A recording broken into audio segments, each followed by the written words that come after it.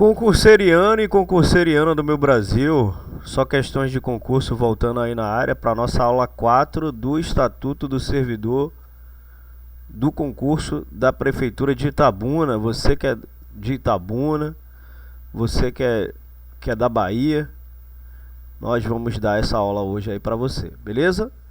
Só passando um recadinho aqui para vocês. Se gostar dessa aula, deixa seu like, né?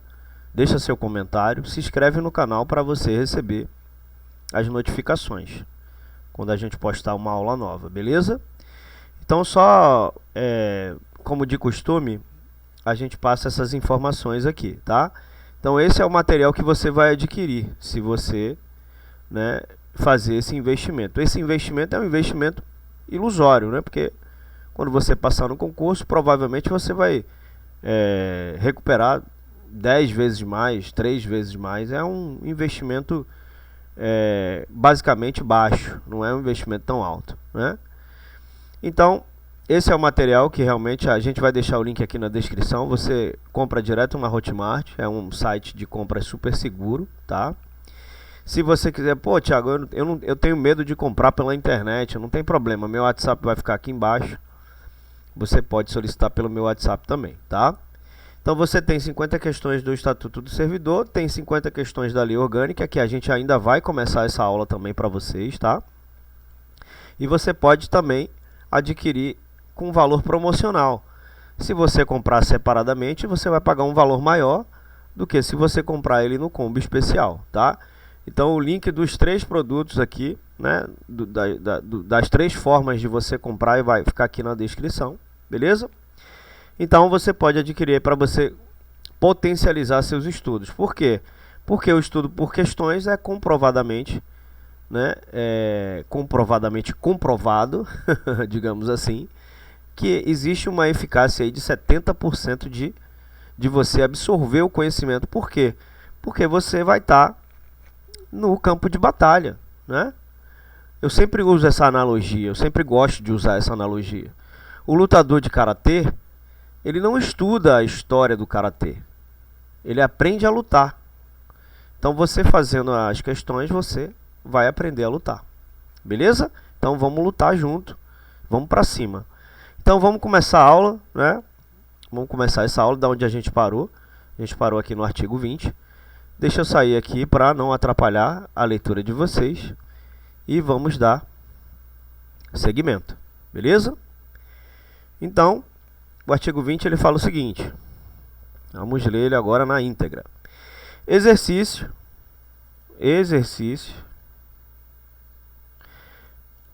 é o efetivo desempenho das atribuições do cargo público ou das funções de confiança. Então, o termo exercício se refere ao efetivo desempenho das atividades. Exercício significa você começar a trabalhar, né? Você desempenhar as tarefas e responsabilidades associadas ao cargo público que você escolheu. Então, quando um servidor público inicia suas atividades e começa a realizar as tarefas e obrigações específicas do seu cargo, ele entra em exercício, tá? Então, parágrafo 1, a autoridade competente do órgão ou entidade, por onde for designado o servidor, compete dar-lhe exercício. Então, quem que compete dar o exercício? A autoridade competente do órgão ou entidade para onde for designado o servidor. Então, o que quer dizer? Que a autoridade competente é um indivíduo responsável por tomar decisões, geralmente é o seu chefe, né? E realizar ações relacionadas aos assuntos específicos do órgão ou entidade pública. Então, quando um servidor ele é designado para um órgão ou entidade específica, isso significa que ele foi atribuído ou alocado para atuar nesse local em particular. Então, dar-lhe exercício significa autorizar oficialmente o servidor a começar a desempenhar suas atividades e obrigações no novo local de trabalho. Então, isso envolve a liberação do servidor para iniciar suas funções na nova unidade. Show? Aqui no parágrafo 2, é de 15 dias o prazo para o servidor entrar em exercício, contados da data da posse, ou quando inexigível da data de publicação oficial do ato de provimento.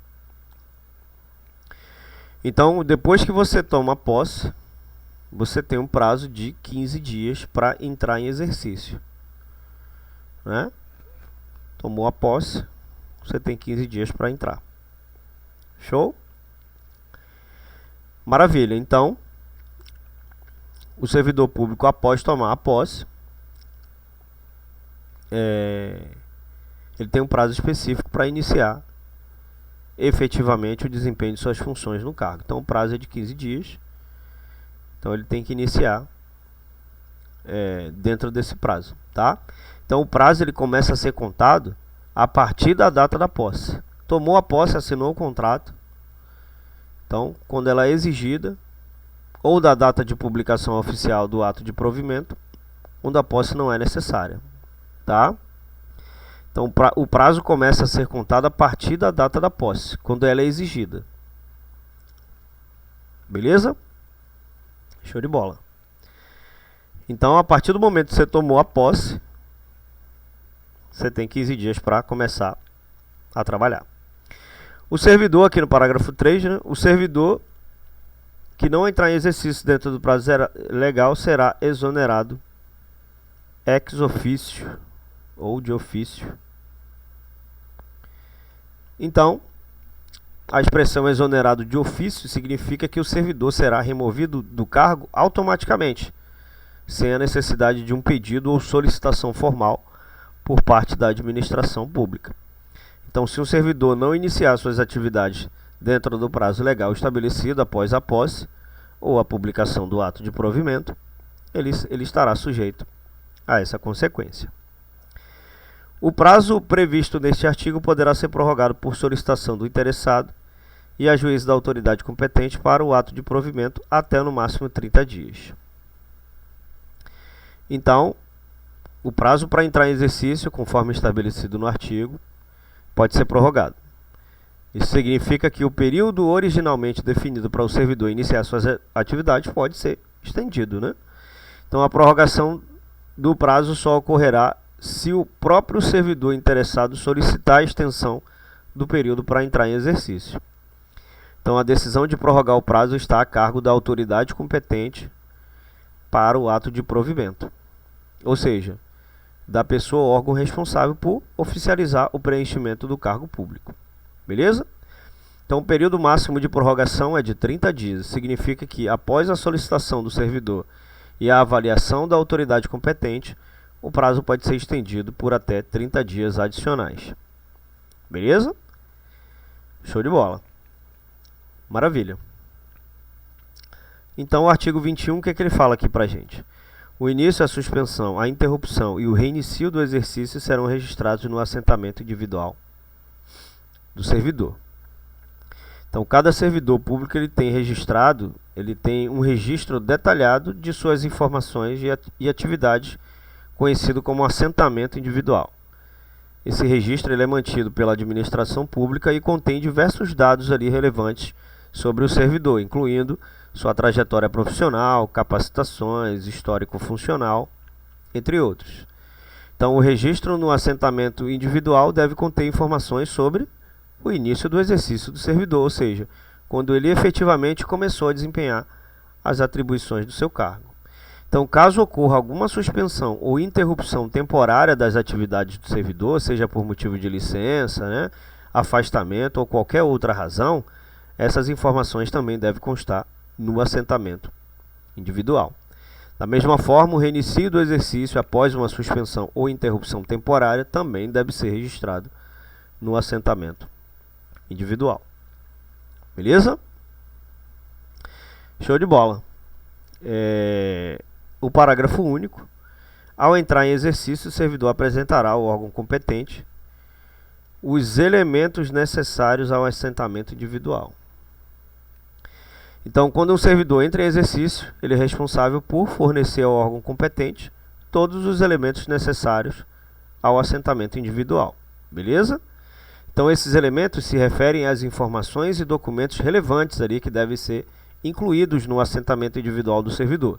Então isso pode incluir dados como comprovantes de capacitações, certificados, títulos acadêmicos, registro de experiência profissional, entre outros documentos que comprovem as qualificações e o histórico do servidor. Então o parágrafo ele também enfatiza a responsabilidade do próprio servidor de fornecer esses elementos ao órgão competente. Então isso garante a precisão e a completude das informações registradas em seu assentamento individual. Show? As promoções obedecerão às regras estabelecidas na lei que dispuser sobre os planos de carreira dos servidores municipais. Então aqui ele já está falando da promoção. A promoção refere-se ao processo pelo qual o servidor público é elevado a um cargo de nível superior dentro da estrutura de carreira. Geralmente em reconhecimento ali ao seu desempenho, tempo de serviço ou cumprimento de critérios específicos. Então as promoções dos servidores municipais devem ser conduzidas de acordo com as disposições detalhadas na lei que aborda os planos de carreira específicos desses servidores. Então os planos de carreira são o que? Para a gente relembrar.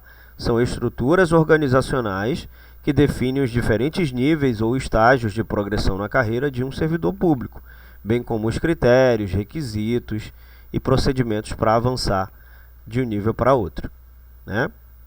Então o artigo ele enfatiza que as regras para as promoções são estabelecidas na lei que trata especificamente dos planos de carreira dos servidores municipais. Essa lei é criada para garantir um processo claro, justo e transparente de promoção, levando em consideração os interesses do serviço público e dos próprios servidores. Maravilha? Show de bola. Então aqui no parágrafo 1, o que ele diz? A promoção não interrompe o tempo de exercício que é contado no novo posicionamento na carreira a partir da data da publicação do ato que promoveu o servidor. Então, o que quer dizer? Para a gente entender no detalhe. O tempo de exercício refere-se ao período em que o servidor exerce suas funções no cargo público. Até aí está ok, Então, esse tempo é relevante para determinar a experiência e a progressão do servidor ao longo de sua carreira, inclusive para a contagem de aposentadoria também.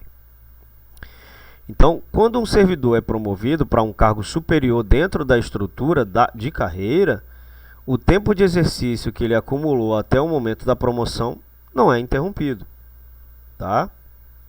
Então, o servidor começa a contar o tempo de exercício no novo posicionamento na carreira, a partir da data da publicação oficial do ato que o promoveu. Beleza? Então, isso significa que após a promoção, o servidor continua a acumular tempo de exercício de maneira ininterrupta, agora no novo cargo para o qual foi promovido. Show de bola. Então, aqui no parágrafo 2, os prazos e tempos de serviço para as promoções advindas desta lei e daquelas com base neste estatuto, advirem, terão como termo inicial a data de início de vigência desta lei, não impossibilitando a percepção de vantagens e promoções instituídas em leis municipais que disponham sobre o plano de cargos e salários e desde que não acarrete em incorporação ao vencimento fora das hipóteses legalmente permitidas e a acumulação de parcelas de remuneração da mesma natureza sobre o mesmo título ou idêntico fundamento. Então, vamos entender esse parágrafo por partes, Quando ele se refere aqui ao prazo e tempo de serviço para promoção advinda desta lei. Esse parágrafo ele vai definir que os prazos e o tempo de serviço para promoção que se originam desta lei, ou que venham a ser baseadas neste estatuto, serão como ponto de partida, terão como ponto de partida ali a data de início da vigência desta lei,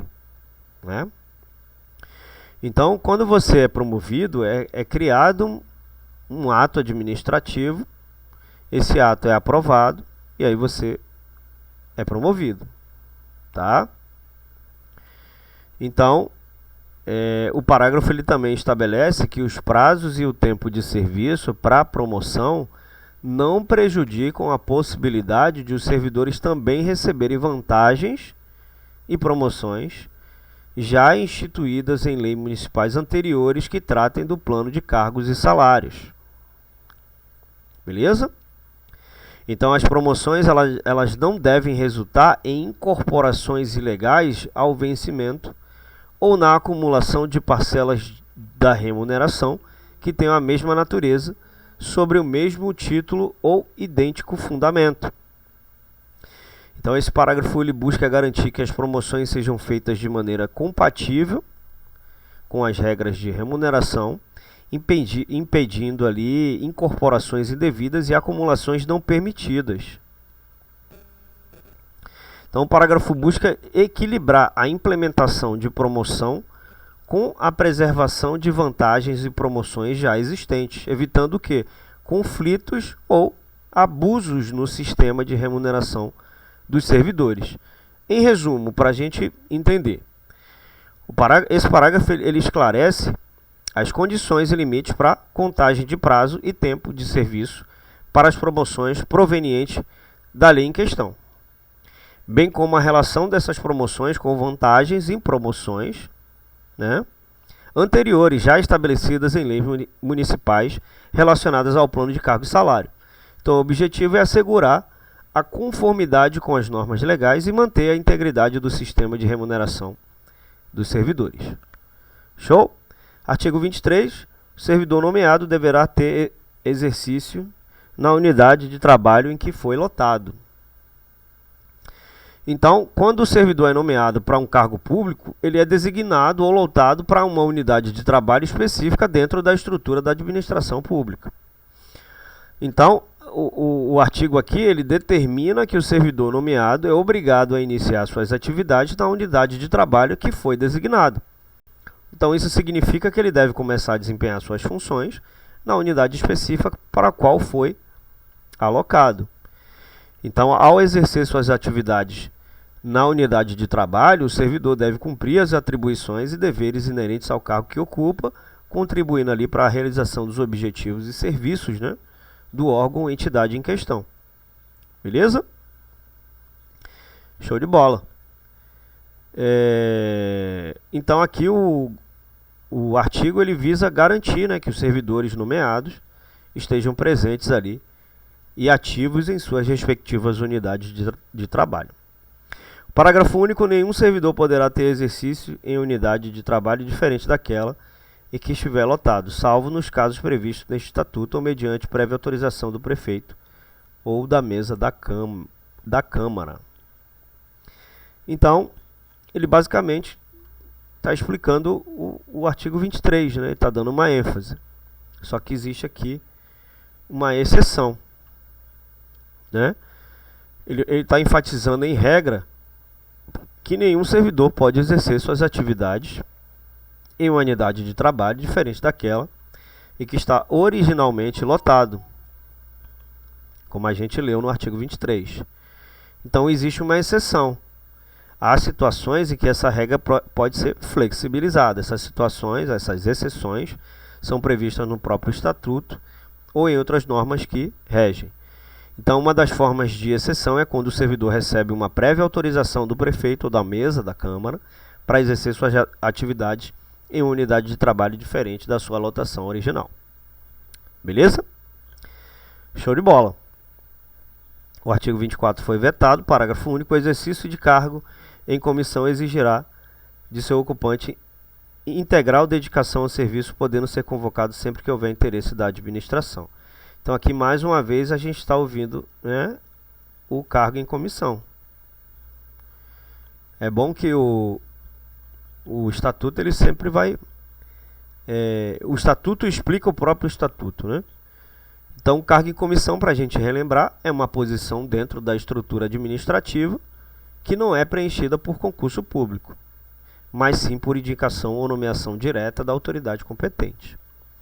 Então, esse parágrafo está enfatizando o quê? Que o ocupante de um cargo em comissão, ele deve dedicar-se inteiramente ao serviço público. Isso significa que o servidor ele deve se comprometer a cumprir suas atribuições e responsabilidades com diligência e empenho. Então, o ocupante de um cargo em comissão pode ser convocado a exercer suas funções sempre que houver interesse da administração pública. Essa convocação pode ocorrer de forma flexível, de acordo ali com as necessidades e demandas da administração, visando garantir a eficiência e o funcionamento adequado dos serviços públicos. Show? Aqui a gente vai falar do processo administrativo para aquisição de estabilidade, que isso aqui é importantíssimo. Isso aqui despenca. Artigo 25. A estabilidade é a garantia de permanência no serviço público assegurado após 3 anos. Prestar atenção que às vezes você pode ter um material que tem 2 anos, porque era 2 anos, agora são 3 anos. Tá? Então prestar atenção porque o prazo são de 3 anos, tá, galera? De efetivo exercício e aprovação em estágio probatório nos termos legais ao servidor nomeado por concurso público após pedido de sua chefia imediata e parecer da ou de comissão constituída para avaliação periódica. Então você é nomeado, toma posse, entra em exercício e aí quando você entra em exercício você tem 3 anos para mostrar serviço. E aqui mais para frente você vai ver o que é que você vai ser avaliado aqui, ó, assiduidade, disciplina, que a gente vai chegar nessa parte ainda, tá? Então você vai ser avaliado pelos aqueles critérios ali, que a gente vai chegar lá. Então, para a gente explicar, a estabilidade é o princípio do direito administrativo que garante a permanência do servidor no serviço público após um período de tempo de avaliação positiva de seu desempenho.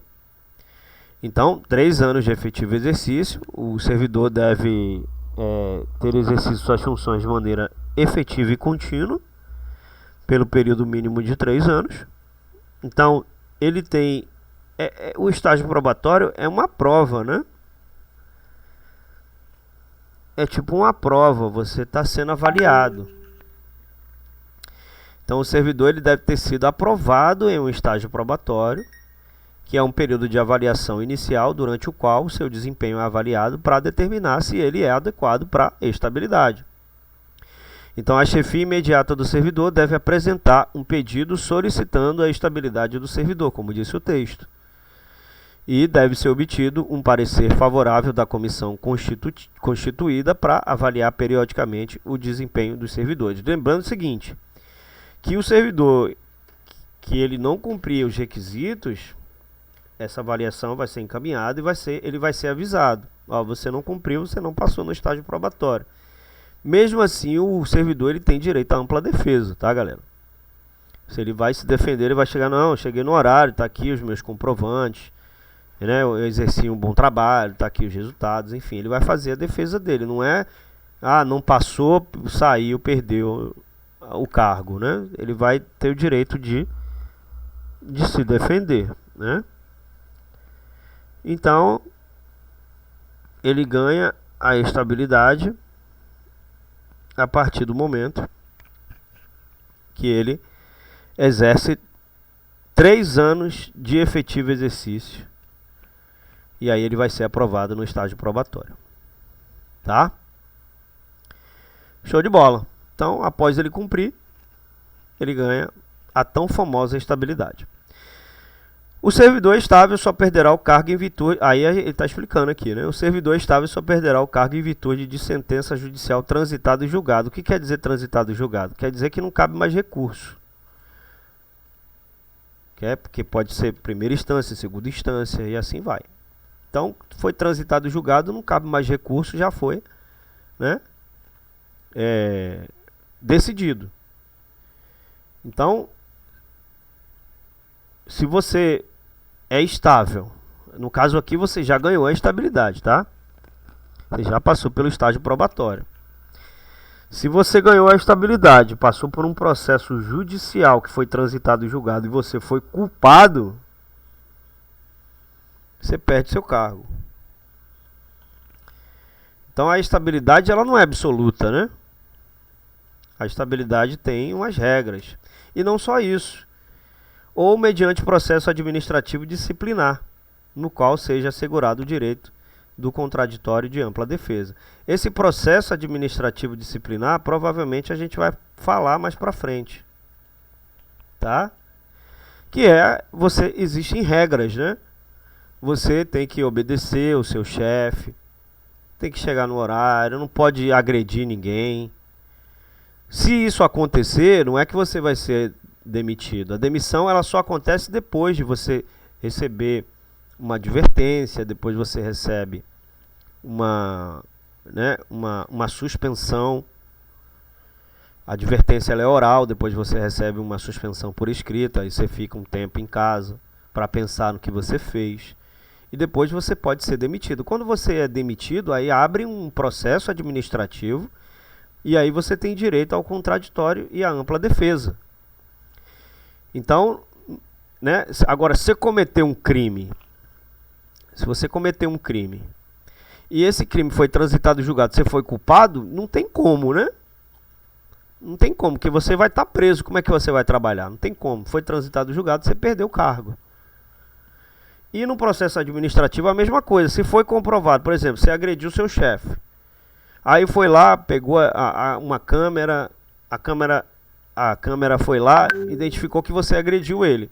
Vai fazer a apuração para ver se é legítima defesa. Porque existe uma regra que se você for se defender, é diferente de você agredir alguém, você pode se defender. Né? Aí vai apurar. Se for apurado que você agrediu o seu chefe, aí você é demitido. Né? Se foi transitado em julgado. Se o processo administrativo te culpou, você perderá o cargo, você perde o cargo. Provavelmente aqui ele vai falar quais são, né, as formas de punimento, né, de punição. Tem a advertência, tem a suspensão, tem a cassação da aposentadoria, tem a demissão, que tudo isso aí são medidas disciplinares. Todas essas, se eu não me engano, se eu não me engano, a demissão você tem direito ao processo de defesa, né, do contraditório. Agora, na advertência verbal, o chefe já falou com você, ó, você vai tomar uma advertência, aí ele já está vendo ali que a situação pode se agravar, entendeu? Então é mais ou menos isso daí. Hoje a gente fica por aqui. Lembrando que se você gostou desse conteúdo, eu peço que você deixe seu like, deixe o seu comentário, né? Deixe aí a sua inscrição no canal para você sempre receber as atualizações. Beleza? Então, muito obrigado a todos pela atenção. Aquele abraço e tchau!